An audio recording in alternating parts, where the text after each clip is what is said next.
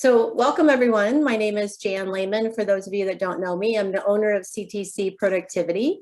And with me is my wonderful colleague, Nancy Kreschke.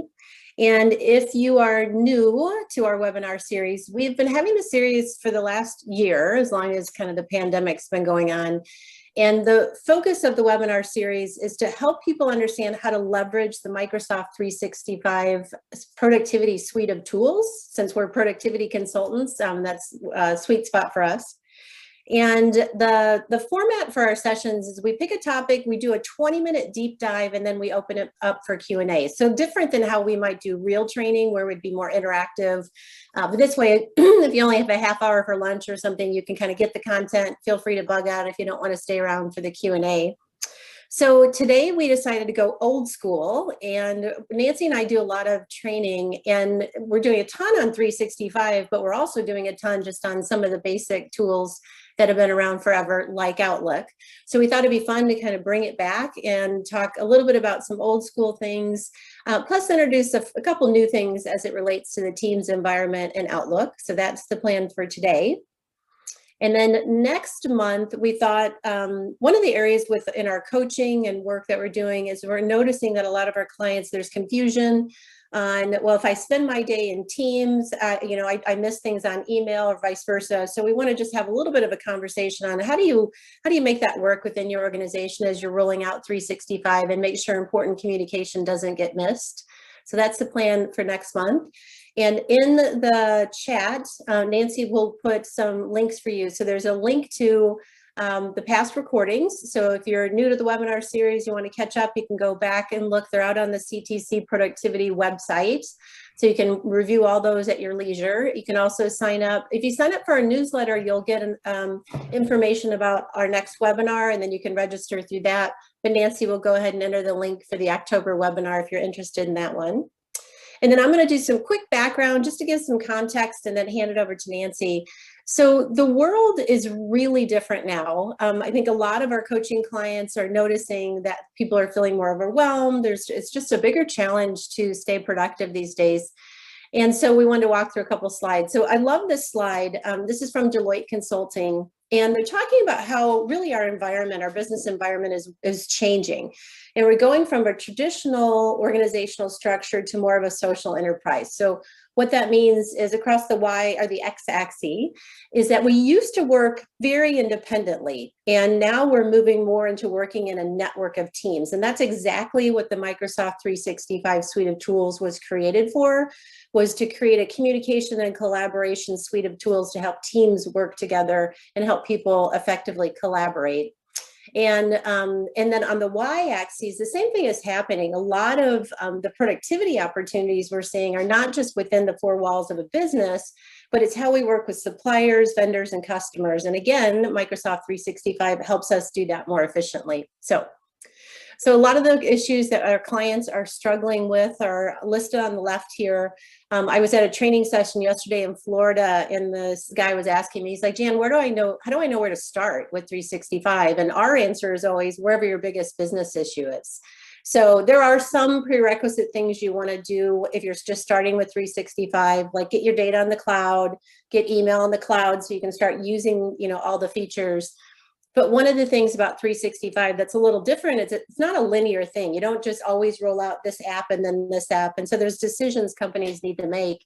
And often it's driven by where's your biggest pain point. So on the left are a lot of the pain points that we're seeing with our clients that we feel 365 is really significantly helping with. And because looks like we're going to be staying in a hybrid work environment probably forever, here's just some information on a study about employee preferences right now on work. Some definitely want to be 100% remote. The vast majority really want flexibility in hybrid. So again, 365 with its cloud-based solution, allowing you to access your data and information on your phones or anywhere is just the perfect tool. And then lastly, there's lots of statistics out there. Forrester has done some really good research. And this is just some stats about the benefits of using Teams. I think one of our favorites is the reduction in meetings for sure, and just improved productivity with decision-making and collaboration. So by the way, we do not get paid by Microsoft. We should, but we're just a big fan and think and know that it really drives productivity. So On that note, I'll hand it over to Nancy to do our deep dive. If you have questions already about Outlook and Outlook and Teams integration, feel free to start entering them into chat, but we will hold off on the answers until the Q&A time. All right, well, welcome everybody. I'm glad to be here. My microphone is on, right? Yep. Okay. So let's go ahead and get started. For those of you that have attended other webinars, you've seen this slide multiple times. And so all of these apps are included with most and many of the Microsoft 365 plans. And today we're going to focus on Outlook specifically. So I'm going to talk about a couple of features inside of Outlook that really help you leverage Outlook. Because you might feel, does your inbox feel like a maze? Do you find that you spend most of your day searching for messages? Then let's take a look at some ways to leverage and organize your inbox. So the first ones I want to talk about is Conversation View. If you have a Gmail account, you're probably already familiar with the Conversation View. This is where it groups the like messages together based on the subject. And a nice feature of using Conversation View is that the thread, when a new message comes in, that whole thread moves to the top of your inbox. And so you don't have to spend all that time, searching for messages that have come in over the past week or the past 2 or 3 weeks. It just reduces that time spent searching for those messages because it automatically groups them together. So what does this look like inside of Outlook? So if you're in your inbox and you have Conversation View on, and I'll show you how to do that in a second, you will see these little white triangles next to some of your email messages. So if you were seeing those and you didn't know what they were, that's what it indicates, is that you do have a conversation. There is more than one message in that thread in your inbox. And so we go ahead and we click on one of those little white triangles, and then it expands that conversation. So you can see here that there are multiple messages in this conversation. They're all based on the subject. And when it sorts them and looks for them, searches them, it ignores if you have a reply or a forward in front of it. So it just goes to the base of what that subject is. The other thing that's nice about Conversation View, and the reason that this one down here is grayed out, is because it actually lives in a different folder. So if I have taken it out of my inbox and filed it away, or if I have replied to the message, so this actually is my reply and it's living in my sent messages, it will also show you any messages that live someplace else other than your inbox and that you have replied to. I find that really nice because every once in a while I'm like, I thought I replied to this. And so then looking at Conversation View, it really makes a big difference. So where do you find Conversation View? If you go into your ribbon and you click on View, you will then see a section that's called Messages. And you want to put a check mark in the box that says Show as Conversation. Your inbox also, it's very important to know if you ever click on your column headings, if you have that view set up and you change it from the date received to maybe who the messages are from, and so they're alphabetical, you will not see conversation. So it's important to know that you do have to have your inbox or whatever folder you're in sorted by the received and then go to view and put a check mark in. If you sort by any other column, the show conversations checkbox is still there when you go back and sort by received. So that's a really nice feature to be able to toggle back and forth. Underneath the show conversations is the conversations settings. And there are 4 different items that are listed there. The best practice and the one that I absolutely recommend all my clients is put a check mark if it's not there in front of the always expand the selected conversation. That is just so important so that when you click on those little white triangles, the first time you would click on it, you would activate the conversation, and then the second time would expand the conversation. Well, who wants to click on the messages twice? The other ones you can play around with, the show senders above or use classic indent. I haven't noticed huge difference, so you can play around, figure out which one you want. The other one that I do like as a best practice is to show the messages from other folders, which I had mentioned before, so that if you had replied or if you had filed a piece of that conversation away, you will still be able to see it. And then note, you can always turn the conversation view on or off by going back to view and then taking the check mark off. So if you don't like it, you can turn it off. One of the pieces that Microsoft added to conversations is cleanup conversations. This is not a feature that I have found anywhere in Gmail that you can clean them up. So Microsoft kind of took it one step further, and I just think the cleanup conversations is awesome. I do recommend, again, as a best practice, clean up your conversations before you read any new messages. And so when you go into the conversations, which is in home and cleanup, you have three options here. The first one is to clean up conversation. That is the one conversation that I showed you with the 5 or 6 messages. It's just going to look at those messages and delete the redundancies. That's what cleanup does. So if I have a first message in there from Jan, and then she sends me a reply, which includes her first message, my reply back to her, and her reply back to me, and so on and so forth, and we have 7 messages, when I clean up that conversation, Outlook and Microsoft is looking to say, hey, does the last message you received contain all the pieces and parts of the 6 prior messages? And if it does, it goes ahead and deletes the 6 messages. So if you're not someone that likes to go back and delete messages in your inbox, cleanup conversations can be awesome for you. It reduces your inbox for you. And that's where the best practice of cleaning up before you read, because why read messages if you have 3 or 4 that have all the same pieces and parts in them? Why do you want to read 3 messages when you can read 1 and have all the parts of the conversation there? Nancy, little clarifying question in chat. So if one email did not contain all the pieces of the conversation and there were actually 2 separate emails, it'd keep both. It keeps all the unique parts. Is that correct? Correct. Okay. So if one message in that 6 that I mentioned had an attachment in it, it wouldn't delete that. Even if 3 of them have an attachment, all 3 of them would stay, even if the attachment has the same name, because it does not go and read word for word what is in the attachment. If you add somebody new to the conversation, if you delete somebody from the conversation, it's not going to clean up and delete that because it's not a redundant message. There's something different about it. So Nancy, Joe is saying in here that he thinks it may remove the actual attachment, but I don't think that's correct. I think it actually, it's very cautious about keeping attachments, correct? Yes, it does not remove the attachments. So the attachments are still there. So that's the top one, to clean up the conversation. The cleanup folder cleans up all the conversations in the folder you're in. So if you're in your inbox and you do cleanup folder, it is going to look through all 200 or 2,000 or 20,000 messages that you have in your inbox.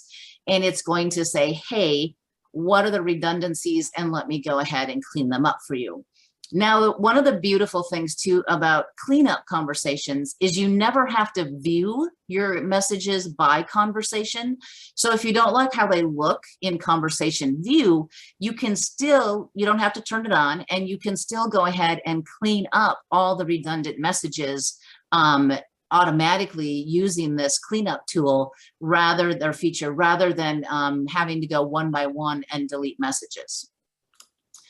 The cleanup folder and subfolders will then, if you have all folders inside of, so you have your inbox and then you have subfolders under your inbox, it will actually go through your inbox and then each one of those subfolders and also clean up the conversations. So it's a great way to let the computer do the work for you rather than having to manually do one by one by one. Any more questions on that you want to touch on, Jan? Nope, we got them all. Thanks. All right. Oh, wait. Well, Cynthia just said is clean up by folder, but I think you just answered that one. So, right. You can clean up by conversation. You can clean up by the folder you're in, or you can clean up the folder you're in and all the subfolders underneath of it. Okay. So since we kind of came back to this, this is also why I recommend that if you create subfolders, create them under your inbox, not at the same level as your inbox, because then you have to go folder to folder to folder to clean up the conversations. And this way, if all your subfolders are under your inbox, when you do folder, clean up folder and subfolders, it just does them all for you. So another feature inside of Outlook that many people are not aware of are search folders. So if you find that you are searching for messages from the same person multiple times a day or a week, then search folders is going to save you a ton of time. Again, it's another way. Let the computer do the work for you. You know, you don't have to perform those searches over and over and over. And I see this in the larger organizations that I work with, where they always are searching for messages from their manager or their small group of people that they're working on, their team that they're working on. And it's like, okay, let me show you a way to do this much faster so it's easier to find and it's easier to access the information. So where do you find search folders? If you're in your inbox and you see your folders on the left-hand side, excuse me, and you scroll down, so you may have to collapse some things here, and you scroll down at the very bottom of the list, or second from the bottom, I should say, are search folders. And so when you go ahead and click on search folders, you might see some defaults that are already set up for you, especially if you're in a company. But even sometimes, you know, I find they're there. So one is for follow-up, and that's any items that have been flagged, or if your company uses voicemail. So that's just a couple of examples there that you're going to see. You might not find any listed there as defaults that were set up, but many companies do have 4 or 5 that are already created for you. And so let's take a look at some search folders that you might want to set up. If you're in an organization, your company limits the size of your inbox, setting up a search folder for messages that are over 1 megabyte or 2 megabytes, so by size, is a huge help, because you can quickly then go to that group, to that search folder, and you can see how many messages you have that are over that and take a look. Typically, it's because they have attachments, and a lot of times they're Excel attachments, because those seem to be huge. And you can easily go, wow, I have 6 messages with the same attachment and I don't need all of them. And you can either remove the attachment or you can delete the message. Now, do remember, if you do delete the message, it sends it to the trash. So you haven't freed up any space yet until you go and delete it from the trash. Hey, Nan, yep. Space. Oh, I'm sorry. Finish your thought on that one. No, so that's a, you know, this is something to keep in mind, that many people go, I send it to the trash and I'm done with it. But if you send it to the trash, all it did is move it from one folder to another. So, so since we're talking about size, somebody had asked the question, when you do cleanup in email, does that affect the size and help, do you know? No, because again, it is taking it from, so let's say you're doing cleanup in your inbox, in folder, and it's in your inbox. Those messages are getting sent to your trash. So it is reducing the number of messages living in your inbox, but it hasn't taken any messages out of the whole scope of Outlook and that file. Yeah, let me ask it differently. Sorry. So it makes sense that what's in trash needs to be deleted. The question is, when you use cleanup, just by cleaning up an email, does that shrink the size of that whole email conversation? Oh, of the conversation, yes. It does. Yeah. Okay. So if you had 6 messages in that conversation, it found that 3 of them were redundant. Yeah. It takes those 3, it sends them to your trash, and now you only have 3 in your whatever folder you're in, we'll say your inbox. Perfect. Thank you. Okay. So some other search folders that are really helpful is to create them by person. So whether it's your manager, it's your team, as I mentioned before, your clients, it gives you quick access to all those messages. So here I just have some examples. So any messages that I get from Jan, I have a search folder for, so that I don't have to go and find them someplace else. And anytime a new message comes in, it doesn't move them. So the search folders are not like your other folders that if you set a rule and say, hey, if it comes in from Office Depot, file it in my, newsletter or whatever folder. It's not the same thing. That's a move, right? You set up a rule and you say, move it to here. A search folder is just like when you do a search. It is performing the search on your behalf, and you don't have to set up the search every time. You set it up once, and every time a new message comes in from Jan, it automatically is going to reflect in this search folder as well as in my inbox.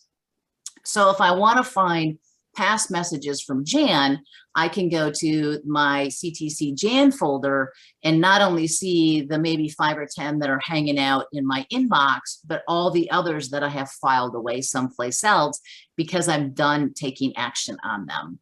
So that's just really helpful. Another search folder that is helpful is by project. If you do project, I encourage you to create a policy. For example, putting the project name in the subject, because then when you set this rule up, you can say, look for that project name in the subject, and that's how it gets added to this search. And so all project related messages will automatically be grouped together for you. And again, you don't have to find them. So conversation, if you have conversation view on and the first word, or actually all the words, because conversation has all the words have to be the same for it to group them together. So even if every project message had the project name in it, it's not going to group it using conversation view. You're only going to be able to group it setting up a search folder.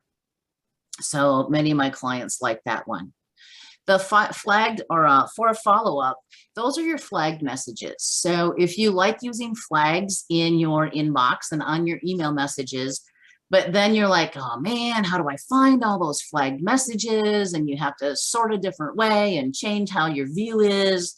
So creating a search folder for those for follow-up and those flagged messages, again, they're just all there. You just pop over, you just click on that for a follow-up, and you find all of your flagged messages all at one time. And it keeps you also from having to go out to the task module in Outlook, because all your flagged messages will show there as well. So you can stay in your inbox and just change and move to this folder view. So a best practice that I find with search folders is add those search folders to your favorites, because as I showed you before, your search folder list is all the way underneath. So you have your inbox and you can't move it. Microsoft has locked it there. You can't drag it around like you can some of your other folders. So, but you can add any of the search folders you create to your favorites so that they're very easy for you to locate. Any other questions on those, Jen? Yeah, let's see. Teresa was saying, can you do this? Talking about the search and stuff. Well, Teresa, correct me if I have it wrong, but you're saying, can we do the same for your sent emails and set up search folders by a person's email in the sent folder? Teresa, you might want to unmute yourself and explain if I didn't say that right. No, you said it right. I mean, a lot of times we send emails to a lot of people, and maybe you want to set up a subject or a project. Can you do that with your sent items as well? So I'm trying to remember, because I haven't created a search folder. When you go in and set up your parameters for a search folder, and to do that, you're going to right click on search folder, and then it's going to say create a new search folder. And then you'll just walk through all the different criteria. And there's one to customize. I believe the search folders are looking at everything. That might not look in your deleted items, but I believe that it does look in your sent items as well as. And so if it's by a keyword, it's going to find it and just follow the criteria on there. But I think it does look in your sent items. Again, it's going to be based on the criteria. So you have an option. There's one that says do a search folder on all messages from, we'll say Jan. And then below it, it says all messages to and from Jan. So if I went ahead and selected that, all of the messages I sent to Jan would be in my sent items, and therefore they would also show up in my Jan search folder. Does that help? Perfect. Yeah, Yes, perfect. Melody is saying, yes, you can. So she's confirming that Nancy's assumption. So let's see. Candy's asking, do the tasks with flags show up in the follow-up search folder? Yes. Yes, that's what the. No, not tasks, only emails. Oh, got To it. my knowledge, it's only emails, because when you go ahead and you set up the search folder, again, these search folders are only in your email. So if we think of Outlook, we have an email module, we have a task module, we have a calendar module, we have a contact module. Well, there's a couple more we're not going to talk about. Those are the 4 main modules. And so search folders are in your email and not in the calendar and the task module. And But then with that customized criteria, I'm still going to put a caveat in there because I haven't dug into all the customized criteria. You might be able to have it search for tasks, but typically when you add a task, you don't have a flag on it. It's the email messages that you flagged, and the flag is what says for follow-up. you know, part of the challenge is Microsoft is continually evolving the functionality. So even though it didn't used to exist, they might have created it yesterday. So that's the problem. So one last one, and then let's see, Melanie's asking, are you using a category tag to define the search folder? No. Okay. And then there's one other question about show us how to move something to favorites, but let's wait on that one. So.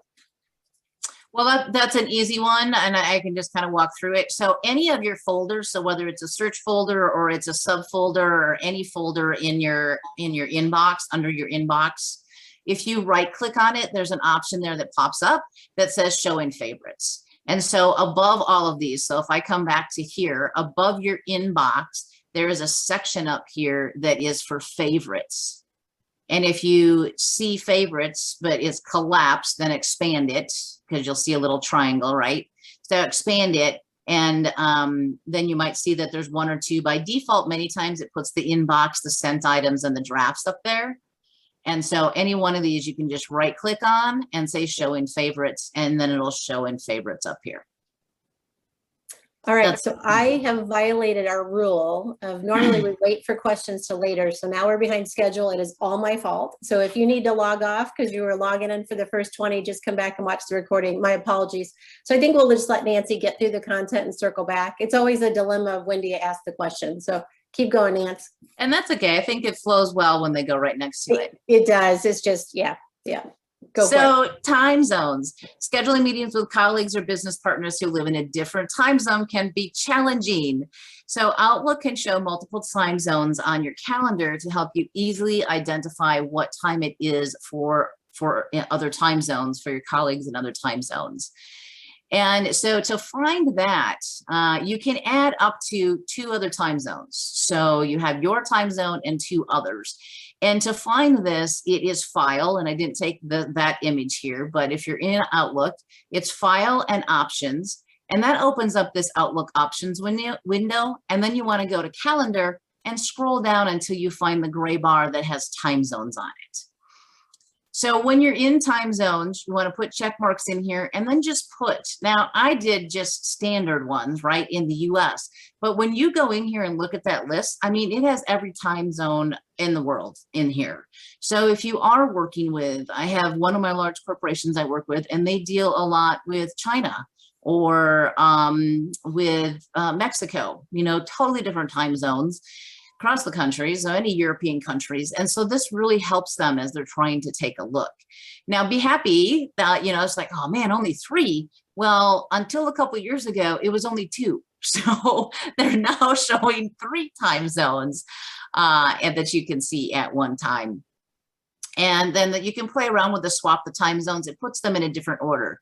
So I'll show you what these look like here. So when I go to my calendar and I look, I now see that I have Pacific, Central, and Eastern time zones here. And I put them in order of, the earliest in the morning. And so I did take mine and swap them around so that they showed up in the order that I wanted them to.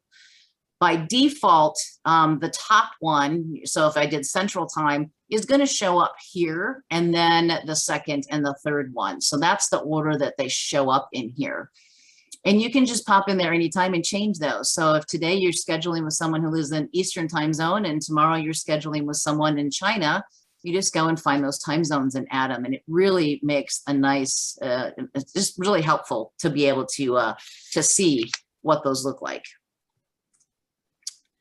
So Microsoft's calendar and email are more than just your own Outlook email address. And if you've worked and have a shared mailbox, you're familiar that, hey, it's not just my email, this is our group email, it's a shared mailbox, and anything that I send from it and anything I receive in it, everybody else that has that shared mailbox access is going to see it. Well, we've talked so much about Microsoft Groups over the past few months that one of the things that you may or may not remember in our conversation is that when you create a new team in Microsoft Teams, then Microsoft 365 group is also created. And with that comes an email address and a calendar. So what does that look like out on SharePoint?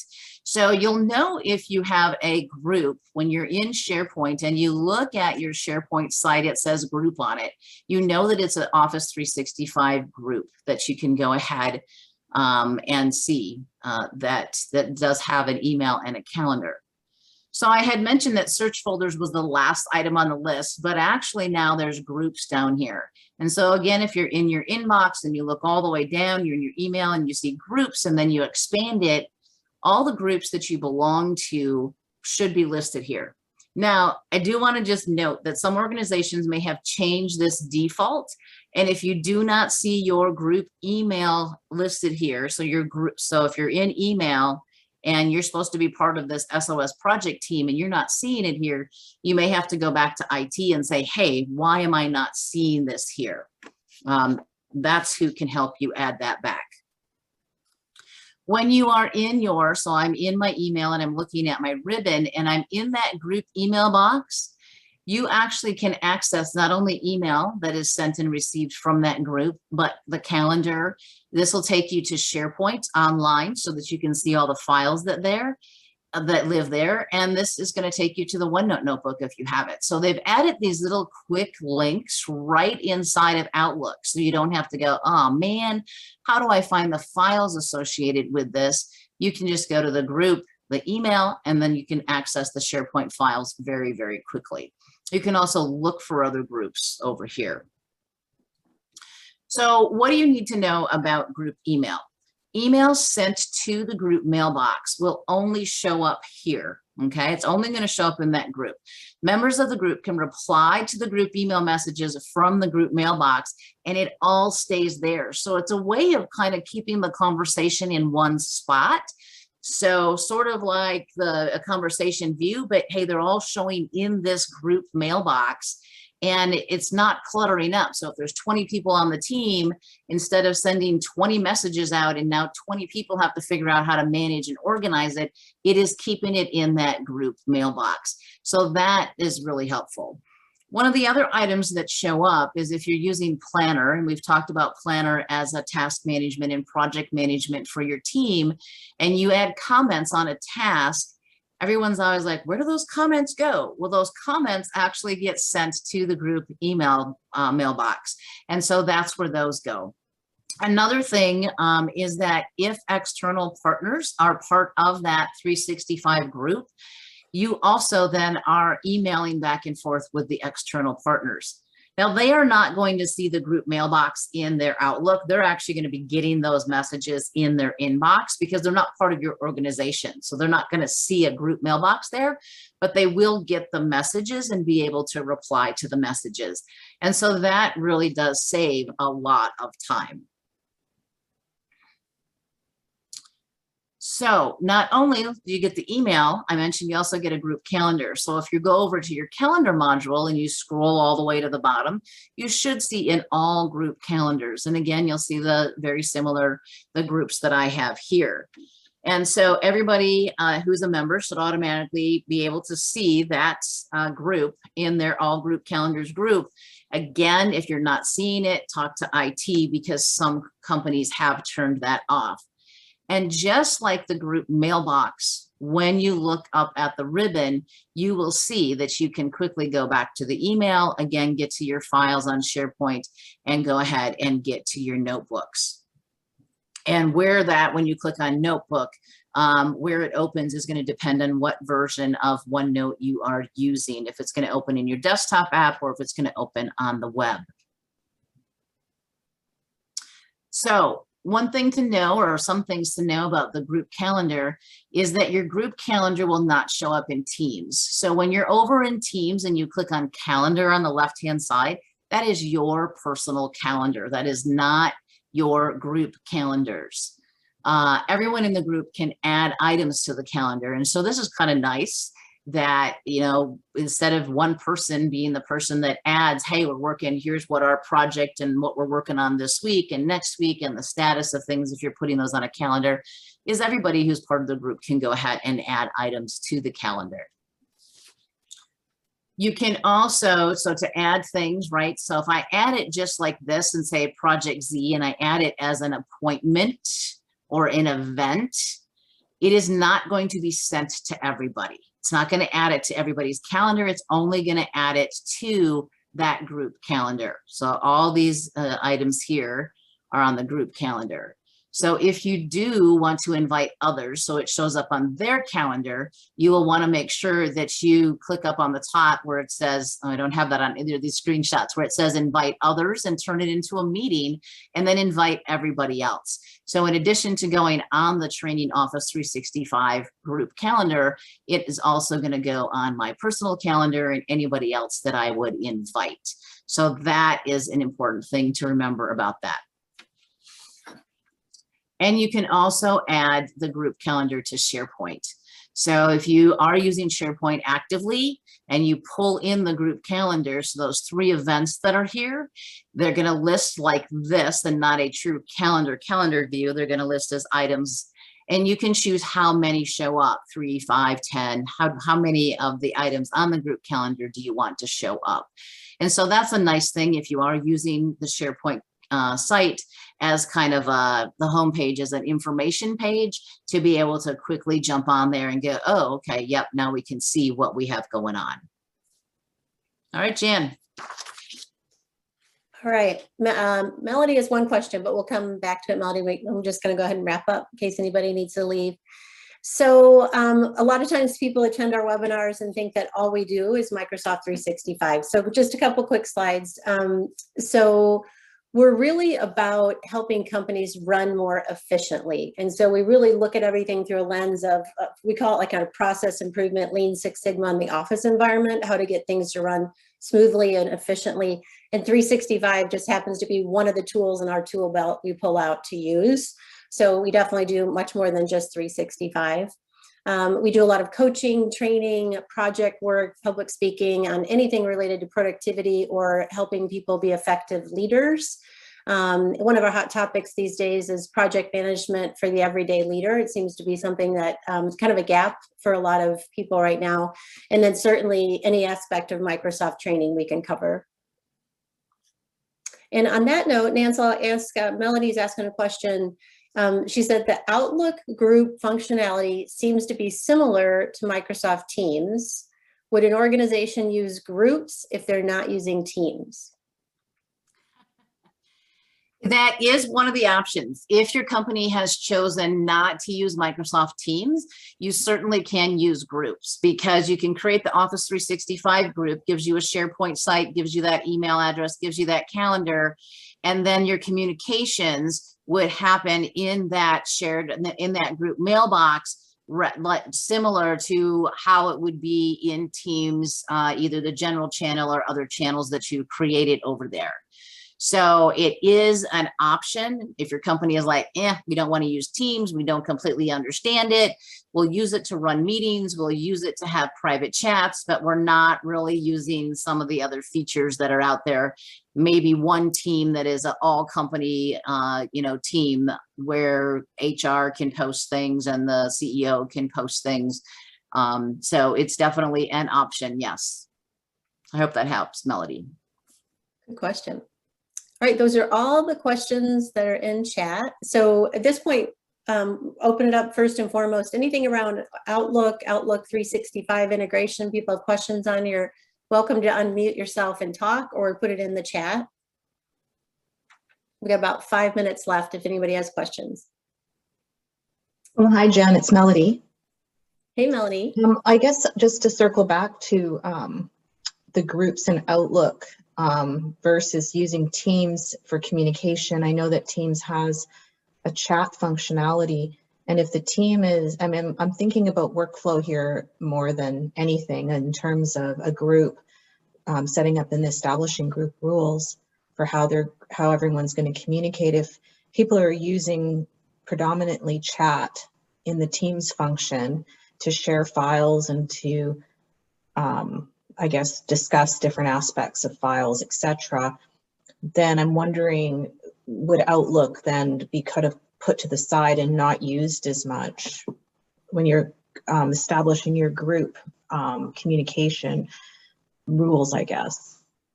Like, would you use them simultaneously? Because I think that when you have too many channels of communication, not everyone can be on the same page because then you're fragmented. Well, and that is exactly what we're going to be talking about. If Jan put it at the end, she didn't put it at the end, it's only at the very front. What we're going to be talking about next month is, creating that Teams communication policy. And part of it, the Teams here is kind of twofold, right? Your team that you're working with and Microsoft Teams, and identifying, now that we have email, we have Teams chat, if we have a different chat program, if we have multiple teams and we can have channels that we put posts in, maybe people are texting each other to communicate. And so to identify what type of communication happens with what mode of communication. And so we're going to be diving deeper into that in October. Awesome. That's another gap, isn't it? It is a big gap. Mm-hmm. Yeah, and well, I thank you guys so much. Oh, you're welcome, Melody. And this actually hits on, there's a lot of great tutorials out there about how to use this app or that app. What we really try to do is help companies kind of connect the dots and how do you put this together and make sure it really drives productivity and doesn't hinder productivity. So having standards around what tool you use in which setting for communication is super important. Well, we have about 3 more minutes. If there's no questions on this Outlook piece, you're welcome to ask about anything with 365, either enter in chat or unmute yourself. Otherwise, we'll go ahead and wrap up early. Good questions today. Stump the trainer questions. We like it when Nancy starts looking nervous. That's awesome. Well, so one of the things with search folders is kind of once you learn about them and you set up 3 or 4 or 5, you don't really go back and create additional ones because they kind of have met your needs. And so I'm just not creating new search folders every day of the week. And as Jan said, Microsoft just continually upgrades and modifies. And so even if I had, showed you what I had done 2 years ago, the choices now might be more than what they were 2 years ago or 2 months ago. True. So I entered into chat just so you guys know. So again, if you thought this was informative and interesting, there's a link to go back and look at all the past recordings. There's also a link to register for the October webinar and sign up for our newsletter so you don't miss out on upcoming webinars. So please do that. And then Kathy's got our one last question. If you create a subfolder and drag an email in there, will it automatically go into the search folder? So if I'm understanding correctly, Kathy, and you can unmute yourself, is you created a subfolder for your manager called Bob, we're just going to say. And so you've taken it out of your inbox, you put it in that subfolder. You also have a search folder that says any messages from Bob show up in the search folder. Yes, because it is not your subfolder that you created is a separate location. You took it from your inbox, put it in there. So it's one message taken from one place, put in the other.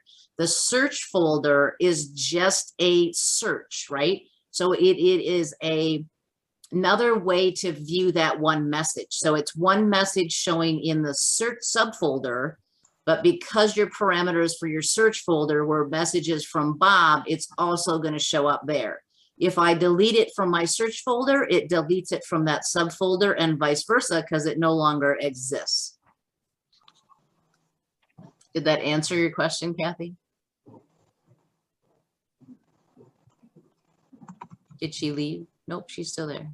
She said yes, we're good. Yay! Yay. Well, perfect timing. So thanks, everyone. We're glad you're here again. Jan Lehman, Nancy Krushke, CTC Productivity. Please spread the word if you're finding these webinars are very valuable for you. Invite others. Thank you. Thank you. Bye-bye.